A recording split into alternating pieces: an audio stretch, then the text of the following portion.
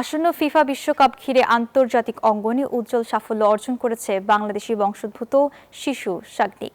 কানাডার সাসকাচুনে বসবাসরত ১২ বছর বয়সী শাগনিক ফিফা ও হুন্দায় আয়োজিত from drawing to world cup bus প্রতিযোগিতায় পুরস্কার পেয়েছে।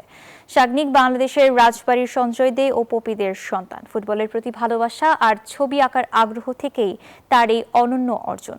ফিফা বিশ্বকাপ ২০২৬ উপলক্ষে যোগ্যতা অর্জনকারী দেশগুলোর ১২ বছর পর্যন্ত শিশুদের সৃজনশীলতা তুলে ধরতে আয়োজন করা হয় এই আন্তর্জাতিক অঙ্কন প্রতিযোগিতা। বিজয়ী শিশুদের শিল্পকর্ম স্থান পাবে বিশ্বকাপের অফিসিয়াল টিম বাসে। তার এই অর্জন শুধু প্রবাসী বাংলাদেশিদের জন্য নয়, গোটা বাংলাদেশের জন্যও গর্বের। শাগনিকের এই যাত্রা যেন নতুন প্রজন্মের স্বপ্ন দেখার অনুপ্রেরণা।